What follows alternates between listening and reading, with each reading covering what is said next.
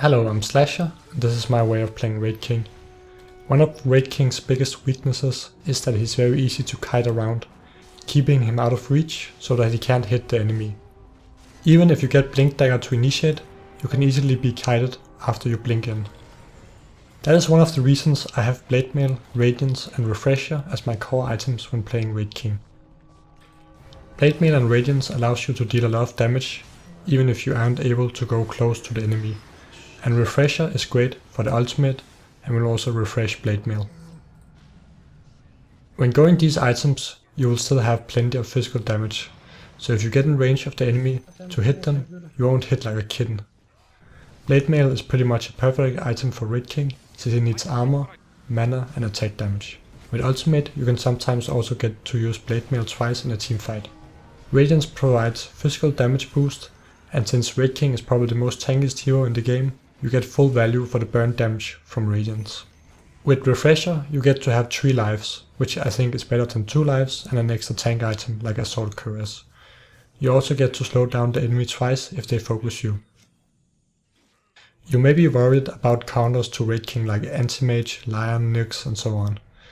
If they have a lot of mana drain, you can consider getting a Mangu as well.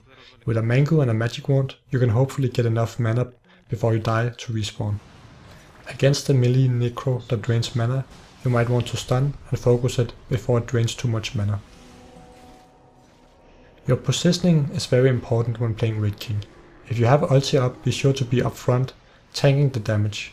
The best way to start a teamfight is to make them kill you while you have Blade Mail on, and while you respawn and they are slowed, your teammates can move in. Staying too far back is a deadly sin when playing Wraith King. And by the way, shout out to Hellrig, who I think invented this build. You usually don't want to lose ultimate before level 11, since level 1 ulti has such an insanely long cooldown, and will force you to play a lot more defensive while it's down. Even if you have ulti up, be careful not diving too far in, since if your teammates aren't able to rescue you, it will be pretty much useless. Pushing a tier 2 tower alone early on in the game can be very risky, since even with your ulti, your teammates probably won't be able to help you in time. For skill build, I max the stun first, get 1 point in Vampiric at level 2, and then max the crit, taking ulti whenever possible. I usually take a few points in stats before I level Vampiric past level 1, since your first point is 3 times as good as the next point you put in it, only going from 15% to 20% lifesteal. And any extra HP you get will count twice, since you will respawn with the ultimate. You can see here how badly a Wraith King can be kited when he has gone Armlet and BKB. He can be completely unable to hit anything, and doesn't really matter if he has ulti or not.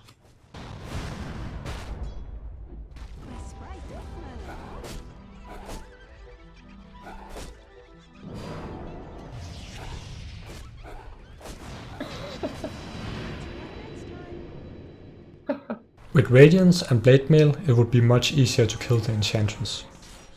For item progression, I start with Stout Shield, 1 Salve, 1 GG Branch and either 4 or 8 Tangus depending on how hard a lane I think they might have. Afterwards I get Quelling Blade, then make Magic Wand, Treads and then Blade Mail. Afterwards I go Radiance and then Refresher.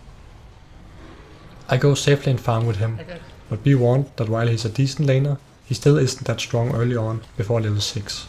Heroes like Tusk and another offlaner can be quite hard to lane against.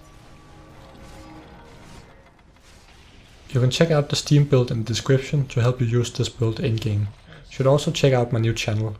My last 2 videos are about the problems with Pontius Pilate and the Trial of Jesus, and a discussion of a rather enigmatic scene from the novel Blood Meridian. The channel is called Stay a While and Listen, and I would really appreciate it if you check it out.